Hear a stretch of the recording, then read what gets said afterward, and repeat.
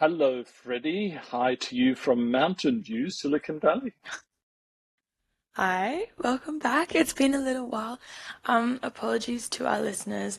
We had a few technical difficulties, a lot going on recently, so we weren't able to do the regular episode earlier in the week because we try and do them every Monday and Tuesday. But obviously this week it's a Friday situation, so we're gonna try and uphold a regular recording schedule. But life sometimes gets in the way, and politics sometimes gets in the way. So. We'll see what happens, really. And that was my fault for leaving my laptop in Vancouver Airport, but thankfully it's been found and it's Yeah. winging its What a way home. difficult life. He lives actually traveling the world and losing all his technology as he goes. You'd think that you remember something like that. We do have a podcast to record. But anyway, Alrighty, that's so right. today we're going to talk about Ukraine, the latest on Ukraine. Tariffs, tariffs, tariffs as normal, and the flip-flopping. The stock market correction, which is happening now. Canada. I want to talk a little bit about Waymo. I took my first driverless car ride the other day in San Francisco. And then Australia, working from home's becoming politicized, which is really interesting. And then finally, we'll end with wombats, international incident. All right.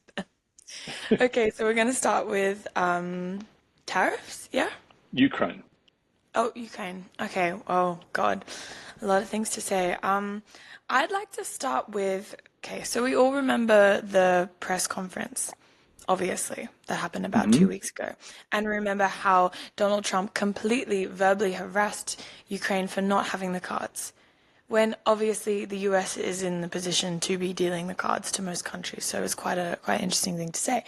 But I've heard a lot of criticism specifically of that because it's very well known that Ukraine does have the cards and that Ukraine was in the midst of a minerals deal, of signing a minerals deal with the US. That's why Zelensky was even in the White House in the first place.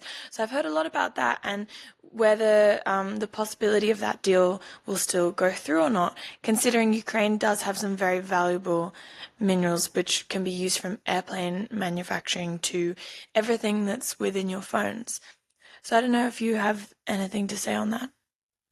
Well, yeah, it's fascinating. Marco Rubio, representing the US, met with Zelensky's team in Saudi, and Zelensky met with the Crown Prince. And they have agreed between the US and Ukraine a ceasefire proposal. The US has now put back military support and, importantly, surveillance support back for Ukraine. So everything's been rowed back from the famous meeting in the White House. Marco Rubio, who's Secretary of State, is traditionally a more moderate Republican. So it's interesting. And now the ball is back in Putin's court, which I think is really interesting because he now has to put up or shut up. And the latest from Putin is yes, we're open to a ceasefire, but he's sort of delaying, obviously, because he would like to continue to make progress on the ground in Ukraine. So it will be fascinating what happens in terms of the ceasefire over coming days. I mean, it will be, but do you think, going back to my earlier question, which you somehow evaded, do you think that the minerals agreement will have a part to play in that? Do you think that's why the US has been so open to pushing for a ceasefire for Ukraine, or do you think that their interests are still focused on Russia I and think that, assisting yeah, Russia? I absolutely think the minerals deal will have a point to play, and that the US Mhm. wants something out of this, and I think the Ukrainians have fundamentally agreed to sign the minerals deal. Okay. Okay, interesting.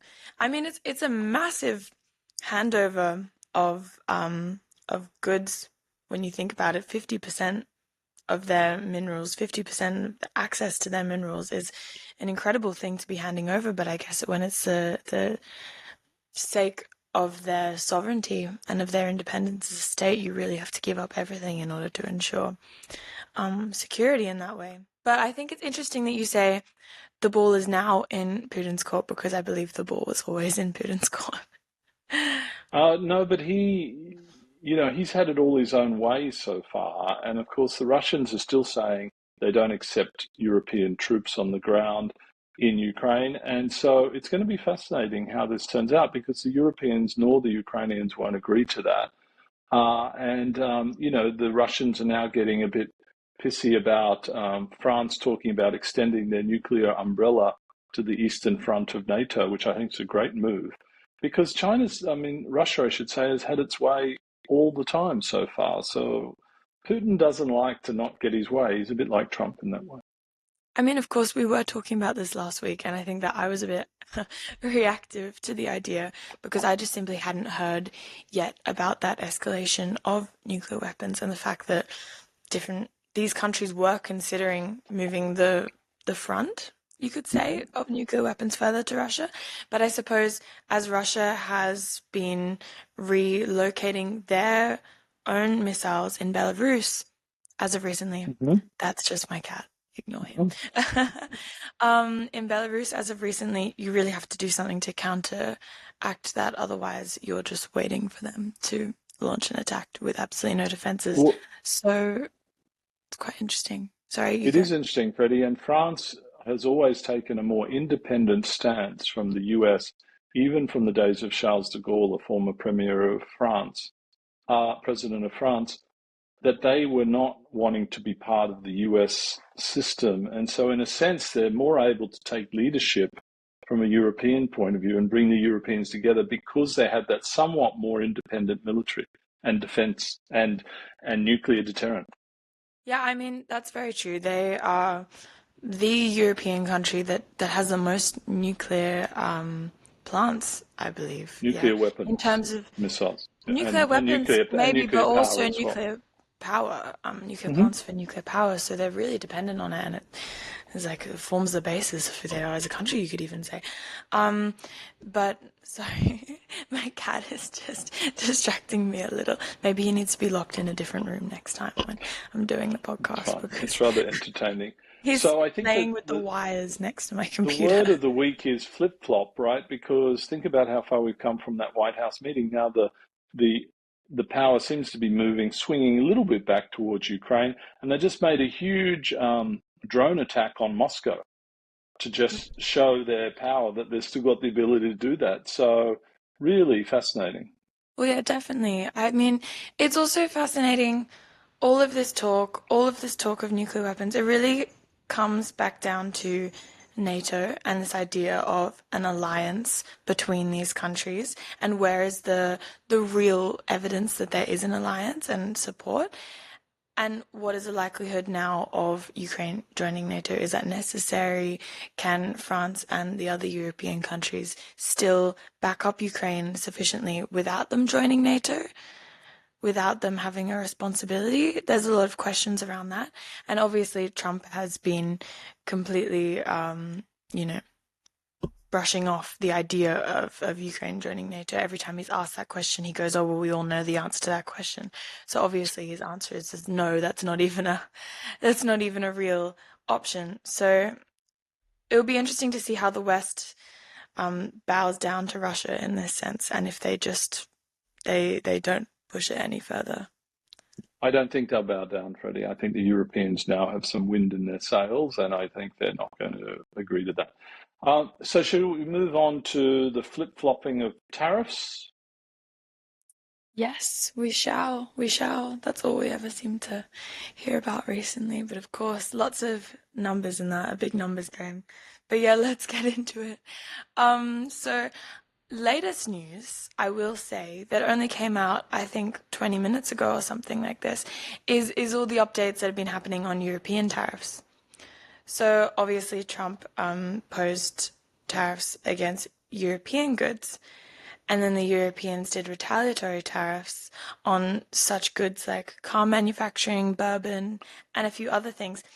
And so now Trump has raged the idea of taxing his precious alcohol imports into America. He's absolutely raged at that. So he has now suggested a 200% retaliatory tariff on European alcohol imports Right, into so wine and America. all sorts of stuff, yeah, and spirits. 200%. Hmm.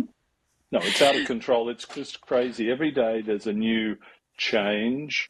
of course, the aluminium and steel tariff went global. And of course, Dutton and the opposition are blaming Albanese for that, which is rather ridiculous given there was no exceptions given to any country in the world. And this Yeah. lame discussion in Australia about, oh, he should have flown to the US. I actually think that's the worst thing Albo could have done, right? You shouldn't sort of bend your knee to Trump. You should just be clear on your communications and firm and not have to go there and subjugate yourself to him. I mean, of course, wouldn't you say in any sort of relationship, if someone's not answering your calls and it's because they don't have much respect for you, you don't then show up at their door. Yeah, agreed. You wait till they gain that respect and realize that they have to talk to you because it's a necessary thing to do. So, yeah, that's remarkable. And it's just the fact that people are even comparing what Malcolm Turnbull did, where he garnered an exemption for Mm-hmm. Australia in Trump's first term, to what Albanese is attempting to do now is ridiculous because obviously it's such different situations. Like the world has changed so much, the trade landscape has changed so much. Obviously, the Trump administration is a much fiercer beast than it was the first time round. So it's so naive to even think about comparing those two things. And Dutton has nothing to stand on, no legs to stand on. The fact that he just says, "Oh, I would have secured a deal if I was in Parliament." Oh, well, good on you. Try and secure a deal then. What's stopping you? Go have I a mean, chat, the like two most ScoMo did.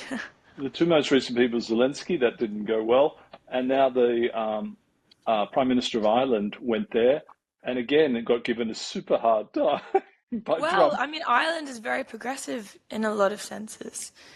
No, but they have Um, really competitive taxation. So much of the US pharma industry and tech industry have their headquarters in Ireland. And Trump is pissed off that many of them should be onshore in the US.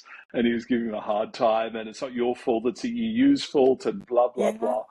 Exactly. I mean, you don't want to mess with the Irish. I mean, a large majority of American population have descended from Irish people. Yes. So you got to be careful with that.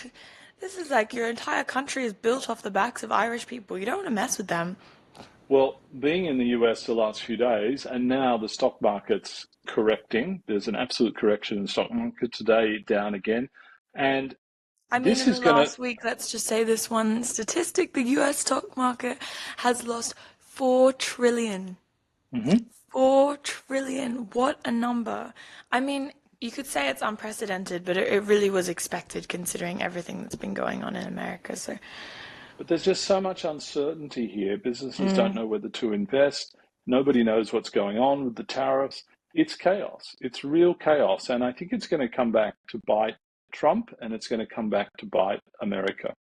Well, I think it's interesting. That's where you can see the comparison between a traditional right-wing government, even a traditional dictatorship, in the sense that maybe there's some logic behind what they're doing, even if it Hmm. seems really conservative and traditional. But there's generally some logic. It's not just unpredictable bullshit. Yeah, Whereas the US is just doing unpredictable bullshit. There's no real rhetoric for it. And none of I it is agree. based in any like theoretical understanding of how the World Trade Order works.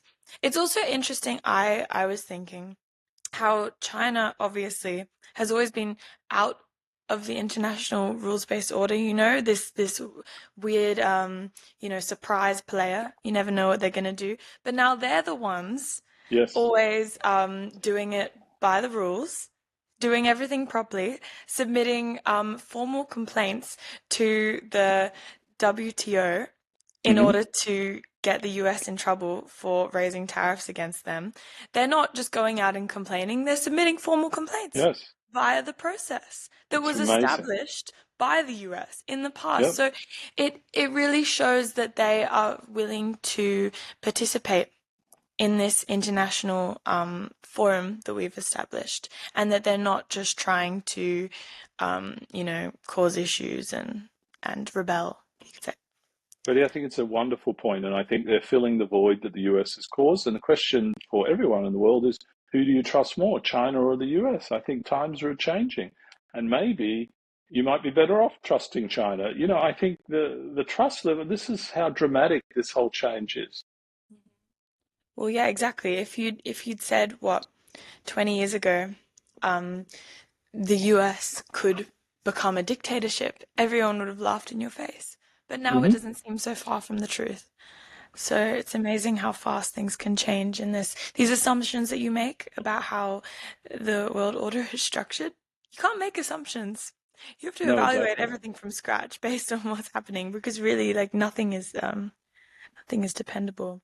And I also think it's interesting talking about China and their growing place um, in the world and them getting this opportunity to really step up. Let's think about Ukraine and the invasion of Russian forces into Ukraine. What that really was, it was a test of the rules-based order to see what countries would do in response to an invasion um, of like a previous Russian territory. Obviously not, but that was a test to see what they would do with a kind of imperialist type move. Hmm. And so now China has seen how the world has responded and seen how much Russia has been able to gain, how much territory they've been able to gain in the past few years, and what America is doing to counter it. So, do we think that China will be making more aggressive maneuvers around Taiwan? Hmm. I think That's they my will. I question. think they will act within the next 12 months around that, whilst the US is really weak and chaotic and the whole thing. And I think it's inevitable because the world has moved into three fiefdoms, the Americas, Europe, and Russia sort of supposedly has some control there, unless the Europeans get their act together, and China. So I Yeah, think that's inevitably what might happen. I agree. And there's another fact of this. I was reading this article the other day.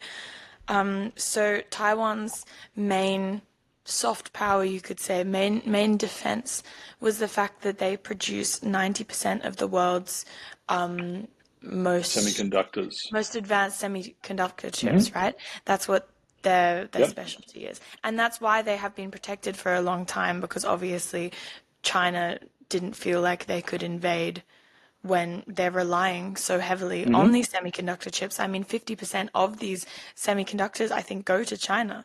Hmm. But in recent years, as everyone's, eyes have been turned to Ukraine and, Chinese military ships in the ocean outside Australia and all of that, people have forgotten about these semiconductor chips. And the US has been investing in other countries that produce Yep. semiconductors. So has China. Nearly every country across the world is slowly positioning itself away from Taiwan in that way. So that every day they lose more of their power Hmm. and more of their cards in that That's arena. So true. it's quite scary. It will get to the point where we're not depending on them for that. And then what do they have left? It's true. It's a very interesting thing. So, Freddie, I also spent some time in Canada, and there's been a lot of changes there. Mark Carney, the former governor of the Bank of Canada and Bank of England, is now the leader of the Liberal Party. He achieved almost 90% of the vote amongst the Liberal Party, which is an astounding achievement. And soon he will call an election in Canada, and he's against the right wing. And the right wing party sort of fashioned themselves on Trump, and they're neck and neck now. So this is a very interesting thing. One of the most global liberal people in the world, Mark Carney, very smart, and I think he'd be wonderful for Canada during this period, and also perhaps wonderful for the liberal world because he could get these various middle powers together to have one voice against the US. So it's fascinating what's happening, this quick change. They were down 20 points on the Conservatives, and now they're neck and neck. I mean, yeah, I think it's really interesting that they're still even neck and neck, though, considering the anti-Americanism that's been happening in Canada and the anger that is being felt around the country against Trump and against the tariffs and against everything they're doing. So it's bizarre to me that the right wing still has as much sway and popular The support as reason they do. is, the reason is, I'm told, they're still angry with the Liberal Party because of the inflation and the housing issues, and they say Mark Carney was the economic advisor to Trudeau, so he's somehow linked a little bit. That's why it's not more dramatic, right? Okay, So it's understandable. fascinating. So watch this space in terms of Canada. Yeah. I mean, it's definitely fascinating because you think about Mark Carney, he hasn't been, obviously, he's been the governor of the Bank of Canada and the Bank of England, but his jobs have been very international. He's worked in multinational companies Yes, most of his life. I think he worked for Goldman Sachs for yes. 15 years or Hmm. something like this. So his life has been based off cooperation with different countries in order to, achieve economic growth. And that's exactly what Canada needs right now, and arguably what the world needs right now in order to counter everything the US is doing. So yeah, it's almost like he won the lottery. He came in at the right time and will Absolutely. likely be winning the election. I mean, I don't know about you, but it seems incredibly like he seems incredibly well poised I think to so. I think so. be taking Uh, that mantle. and so, just a little aside, I was in Silicon Valley this week, and I had my first driverless car ride. There's a company called Yeah. Waymo, and it's owned by Google, and I decided to take that. It was a little freaky, nobody in the driver's seat, Mm. but it was a nice experience. The voice welcomed you to the car, and it all went incredibly well. And I paid my money. The only interesting thing towards the end, um, it was about to drop me off, and someone was about to do a reverse park, and Waymo doesn't understand politeness, right? Because it hadn't detected the car wanting to do, and it sort of shot into the spot where the car would have reverse parked to.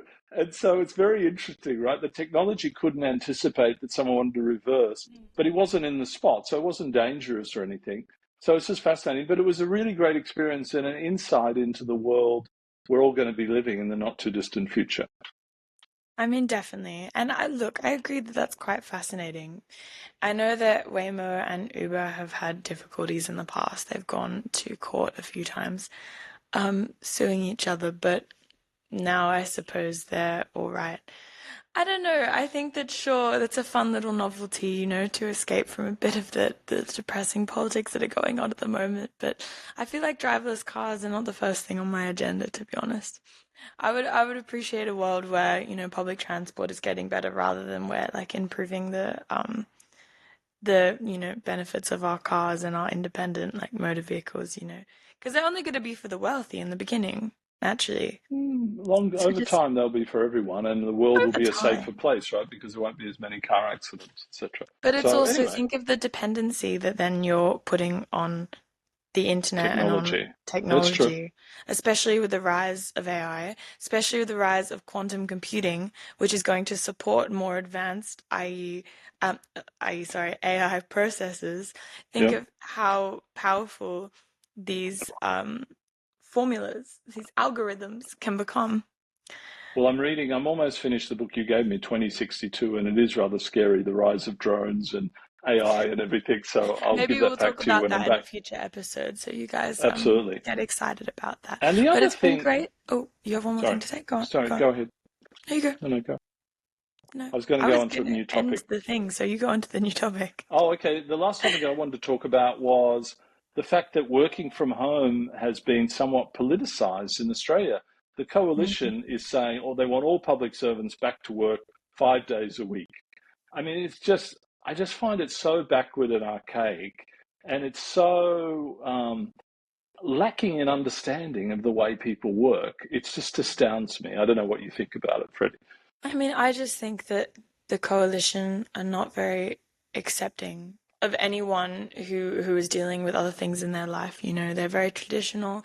They don't understand how much this could benefit even them. I mean, Yeah. surely all the people who vote for the coalition are of the older generation who would greatly benefit from being able to work from home and do greatly benefit from being able to work from home. So is there a possibility that they're actually alienating voters by putting this stance out into the world? I'm not sure. But yeah, it just feels like another random grab for votes, because it's really insensitive to the fact that people have disabilities, people have like tragedies in their family lives happening, People people have have busy so much to lives, and deal yeah, with yeah. that they can't always be in at work. And if they get the Hmm. job done, why does it matter? If they get the I job couldn't done, the economy improves, the company goes well, what's the problem? I couldn't agree more, Freddie. It's just rather stupid. And let's end, Freddie, with wombat diplomacy. What did you think of all the drama of the See. influencer stealing the baby wombat from the mother. That was pretty awful. I mean, all I have to say, I get a bit sick of all these young Americans coming over to Australia and be like, forget about the American dream. Come and enjoy the Australian dream. It's amazing. And then they like have their silly little montage of a few clips of Bondi icebergs and a few clips of them going on runs in the morning. And I'm like, okay, great. Good for you. But look, you need to worry about what's going on in your own country first. You just come over here and start messing things up. We don't want to become another America. We're nothing like America. We don't need hunting influencers coming into our country and taking baby wombats. I That's agree. And Albo had a great step response. far. He said, let them try and take a baby alligator or crocodile, I should say, crocodile, and see what happens, right? Yeah, that's hilarious. I hope that wombat has some kind of weird disease that this woman is gonna get because it's just, it's It's just funny. so unnecessary. Like, I just don't want to have any connection to the US that we don't have to have. And especially considering the current government, the Albanese government, has been taking up a much more defensive stance against the US Hmm. as of recent weeks. You know, let's defend ourselves against these hunting influences as well. I agree.